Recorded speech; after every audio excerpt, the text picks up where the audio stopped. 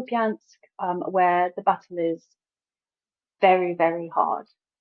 Very, very hard. The Russians are really throwing everything they have at it. And of course, there's then that fear because if Russia can take Kupiansk, then it can go on to Izum, and then that's the road to Kharkiv. Though it's people are skeptical, sorry, about the idea that the Russians, of course, could take Kharkiv, especially given their attrition rates. But the main thing that came through was just they don't have basically any kit, any equipment left. They're really, down to their bare bones. The ammunition levels, the comparison is very low, sort of one to 12. So Russians have 12, Ukrainians have one, around that sort of figure. And Kupiansk should, in theory, be quite easy for the Ukrainians to hold, just because geographically it's on a hill. Hello and welcome to Frontline for Times Radio with me, Kate Chabot. And today we are catching up with Dr. Jade McGlynn, a research fellow from the Department of War Studies at King's College London. She's the author of 2 in-depth books on Russia, Memory Makers, The Politics of the Past in Putin's Russia, and Russia's War. And she joins us now from Kyiv. Jade, thank you so much for coming back to see us on Frontline. You make regular visits to Ukraine. Can you just describe where you are now and how things are compared to the last time you were there? So I'm in Kyiv at the moment. I've been traveling around the country a little bit. Right now, today things feel very calm, but the other day, I think like most of Kyiv, I was woken up by very, very loud sounds of air defense, because there were a number of attacks on the capital. And of course, this time I'm actually not going to Kharkiv, but normally I go to Kharkiv, and it's pretty heartbreaking to see what's happening there. Lots of friends' buildings have been destroyed. The center is largely in ruins, and the Russians have also begun. If previously or until recently they were mainly using S-300s, which are a cheaper form of weapon against, in their bombing raids. Recently, they also used Calibri or Kinjali missiles, which are much more expensive, which again plays on one's mind because you think, why are they investing that money in the destruction of Kharkiv? Is there going to be another attack? And of course, I don't know the answer to that, but it's hard not to worry about it. And how are your friends in Kharkiv? They're pretty upset, I think, and I think it's difficult. A lot of my friends, they've been there since the start, so perhaps they're a little bit hardened to it. But I know among some of the people who left and then came back, it's been quite frightening because they didn't live through, I suppose, those first initial 6 months of or 3 or 4 months of hell. In terms of the general position here, I would say there's a real confusion, in terms of, I think people don't really understand. So for example, just before I did this interview, my friend said, "Oh, okay, you're going to go and chat with somebody." I said, "I'm not just going to go and chat with somebody. It's important that people don't forget about Ukraine, etc., etc." And they said, "Well, how could anybody forget about Ukraine?" And of course, I understand because they're from Kharkiv. They're here. They serve in the army. Of course, for them, it seems completely insane, the idea that Europeans could forget, other Europeans could forget about this. But of course, that's what happens, especially, to people when, the news moves on. Unfortunately, it's completely natural with the news cycle. And also as well, when people feel like there's no solution, it's natural to disconnect. But people here, I think they do feel a bit forgotten about. And Jade, you've been travelling around the country, although you weren't able to go to Kharkiv this time, and you've been talking to arms manufacturers and soldiers. Where have you been exactly, and what have you been researching? So I've been in Lviv, I've been in Belgorod and in Poltava Oblast region, and also here in Kyiv, and meeting people who've come to Kyiv from other parts of the country. And in general, what I'm interested in is understanding Ukraine has an issue. Ukraine is able to innovate very well, let's say with drones and electronic warfare, but it's not always able to scale it. And what we see is that Russia often will copy Ukraine's innovations, and then Russia does have the capabilities to scale it. Now, of course, there are certain reasons that nobody can do much about other than, well, Russia, i.e. that it's very difficult to set up huge factories or production lines because, of course, they'll become targets. And I've just been interested in, I suppose, the civilian input and tracking this innovation, and also the extent to which perhaps that could be a better place for donations to go, because in generally speaking, the humanitarian system in terms of access to food, etc., is not so acute as perhaps it was at the start. And people people in Ukraine, whenever you ask them what do you need, they just say drones, but obviously it's expensive to just buy drones. And so one of the things I've been looking into is to what extent it's possible for people to donate to these. I mean, some of them are factories, some of them are underground, some of them are just people in their flats putting together different bits of drones. So again, that's sort of Ukrainian innovation. But that's what I've been exploring. It's been very interesting. And, They've come up with some and interesting things. have you been able to make an assessment at all, as into how great the civilian contribution is in this area? Hmm. I mean, it's hard to put a number on it. Obviously, I've not met with everybody who's doing this, but it seems it seems pretty huge. Yeah. Um, it's one of those situations, I think, where I guess a bit like Britain in the Second World War, where you have your skill set and then you work out how you can contribute to the war effort. So, for example, let's say you used to work in marketing or advertising.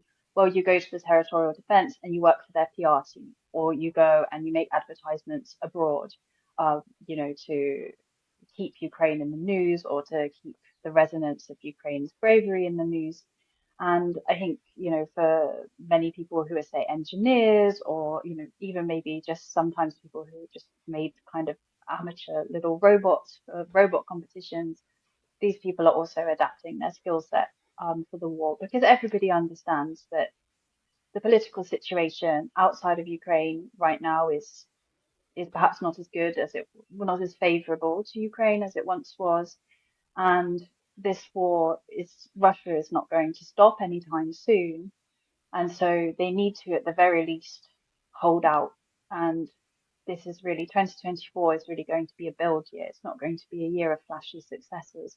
It's going to be a year of just keeping the country and keeping as many people as possible alive. And I think getting through the political turmoil as well. You mentioned several places that you travelled to in your research this time. Just to give us an idea, how dangerous is it travelling around Ukraine at the moment? How did you feel doing that?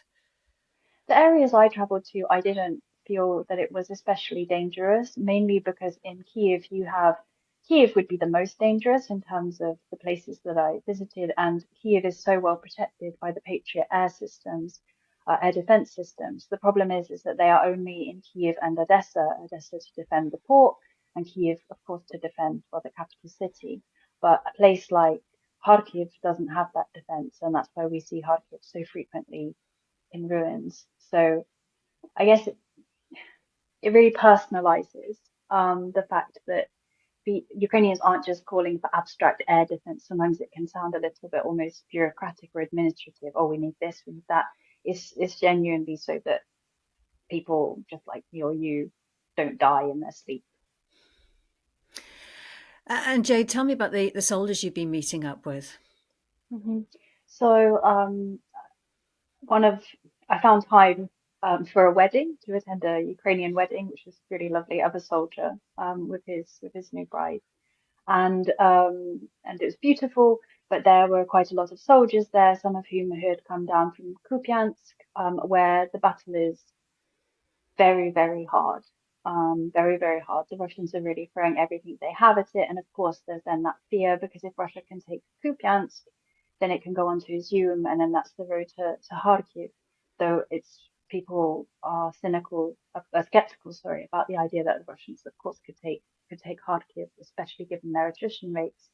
But the main thing that came through was just they don't have basically any kit, any equipment left. They're really, down to their bare bones. The ammunition levels, the comparison is very low, sort of one to 12. So Russians have 12, Ukrainians have one, around that sort of figure. And Kupiansk should, in theory, be quite easy for the Ukrainians to hold, just because geographically it's on a hill, or it's on like it's it's on a hill. Is that what we're trying to think of how to translate it from Yeah. the Ukrainian? um, uh, but um, but they're really struggling. They're really struggling. I didn't see any happy faces when people asked, "Oh, how are you?" Mm. It's fascinating. I mean, I'm surprised to hear that soldiers can come from the front line to a wedding. I mean, they're not. Directly. I don't know how to. I don't know how to put this. There's different. So these aren't Ukrainian armed forces soldiers. They're more in the special divisions that have a bit more Mm. freedom, and the wedding was not so very far away. I understand. Now, the US-led Ukraine Defence Contact Group of more than 50 partners has been meeting. They've been addressing the virtual meeting at the NATO Secretary General, where he stressed that Russia's massive strikes highlight the urgent need to strengthen Ukraine's air defences. And he also outlined NATO's support to ramp up ammunition production, provide demining equipment and fuel, among other things. And Ukraine will have to wait for tens of billions of pounds worth of aid to be unlocked by the EU, and also billions of dollars by the US. How do you feel Ukrainians are bracing themselves for what's going to be a long time having to tough it out until they get the kind of reinforcements they need? Mhm. I think generally the feeling is resignation, and one of my friends said to me the other day, "Look, no day can be worse than the 24th of February, 2022. So at least we have that." And I'm not sure if that cheered me up. I hope it cheered her up. Obviously, it's worse for her. Um, so there's that idea of, well, we're going to have to fight. And you know what?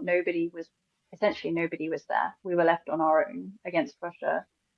These are her words, not mine. We were left on our own against Russia, on 24th February, and we had everything thrown at us, and we're still here. So I guess we'll just have to do that again.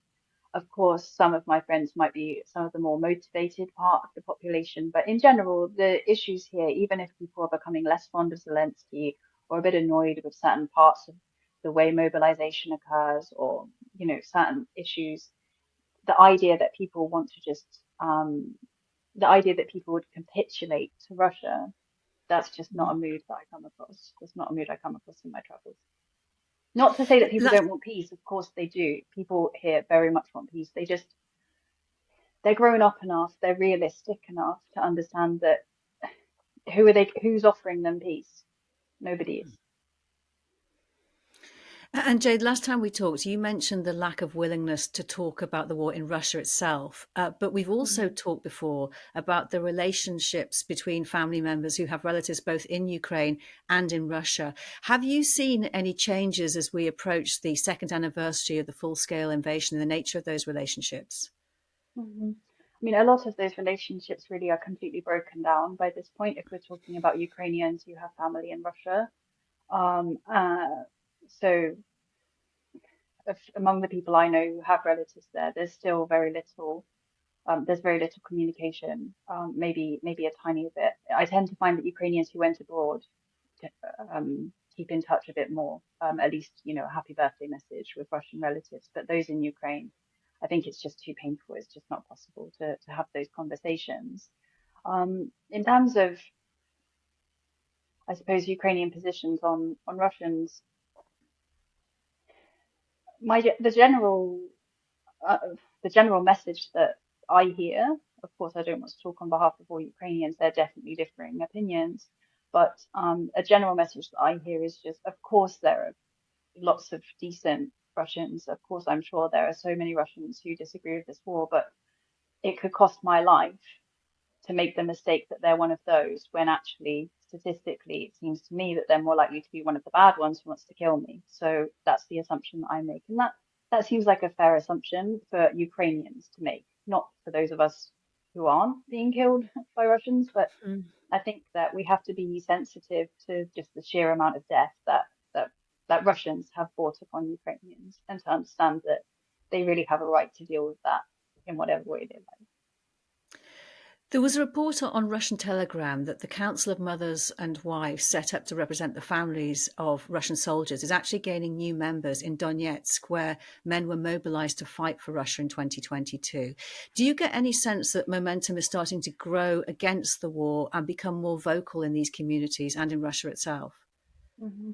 Yes, I think pretty much across the board, across lots of different measures that we have, most people are in agreement that sentiment towards the war is becoming increasingly critical and negative in Russia. There's a lot of tensions that are also there, for example, we've seen some of the protests in Bashkortostan. Before that, there were protests. Of course, they were directed against Israeli passengers on a flight in Dagestan. But that sort of general anger, there's that feeling of a pent-up anger within Russian society, within different parts of the community. That doesn't necessarily, to my understanding, when I speak to some of my friends in Moscow, that doesn't seem to be there in Moscow. In Moscow, everything continues as normal. You know, everything's great. But people know deep down, I think, what is happening. It's there in the shadows. So it's interesting to see that. I think one of the issues with the protest by the mothers and the wives of soldiers is that they are protesting, of course, not for an end to the war, not because they don't want one, just because that doesn't make any sense politically or in terms of one's own ability to keep out of an FSB interrogation room. But they're not calling for an end to war, they're calling for their husbands and sons to be rotated. And therefore, it's very hard for them to get a broader societal support for those protests because everybody understands that if their husbands and sons, if these women's husbands and sons are rotated, that means their husbands and sons are going to be sent to the front line or sent into the war. And in terms of what's happened in the occupied territories, I mean, in Donetsk, it's been really very horrific, the way that mobilization, it's been genuinely catching men, dragging them off the street. The way that they've been equipped is awful. There have been a number of cases of soldiers rebelling, Russian soldiers rebelling, because they were placed with units from the so-called Donetsk People's Republic, and they know that they're so poorly equipped that they're just treated as cannon fodder, that even Russian soldiers, who bluntly are not treated that well always themselves, refuse to go into those units. And we're now seeing in other parts of the occupied territories, so post 2022 occupied territories, there's a really intensive effort at mobilizing, well, at just forced conscription of Ukrainians living on those territories too. Hmm. In Russia itself, a fierce critic of the war who's actually been allowed to express those views on TV, but as I understand it, only so that he can be shot down by the presenters verbally. His name, Boris Nadezhdin, is that the correct pronunciation? He says he has enough signatures to be registered now as a candidate in the presidential election. I know you don't like it being called an election, but just how much of a difference do you think his fate will make to Russians and to Russia itself and to the election? I think that it's good that Russians have at least an outlet where they're able to express discontent. However, often the presidential administration in Russia uses those outlets as a way to let people let off steam, to then make it easier to render Russians sort of more apathetic or to think, oh, you know, it's not so bad. Remember, we even were able to vote for a more liberal or a more democratic candidate. In general, across the whole swathe of things, I don't think that that's going to be what saves any of us from this war. I don't think that it's going to make a huge difference. That said, I think it's very brave of Russians to be lining up to give him their signatures. I think it's a positive development. I think it's also a further sign of the fact that there are a number of tensions within Russian society. This society is very much not a monolith. It's atomized, but we're starting to see people coming together, and that's interesting. And I think it's important for all of us to really reflect on some of the reasons that those people are coming together, to not project our own wishes onto that, but to see what is it that people are really struggling over, and that perhaps it's not always going to be related directly to the prism of the war, but this unhappiness in the sense that people aren't always going to be protesting just because they dislike the war. But the war adds to that general discontent within Russian society. And if I could just ask you a question about this new legislation that's being considered, permitting Russian authorities to seize the properties and assets in Russia of those who speak out against the war, wherever they may be. How effective do you think that is likely to be in silencing the critics? I mean, in practice, this has already happened anyway, particularly with officials who wanted to resign after the war. You know, it was explained to them very calmly and clearly that if they did so, all of their families' business assets would be taken away from them. So I think in practice, this has happened anyway. A lot of this is just showboating. And there's an ongoing struggle, I suppose, between the more traditional Siloviki and the sort of the more technocratic types, between the idea that, of course, lots of the technocratic types want to get all of those Russians back who left, because we're talking around around 1 million young, often quite qualified Russians left. They want to get them back. They want to kind of reverse that brain drain. And then you have the other type who are sort of, I suppose, playing the ideological card of no, those people are traitors.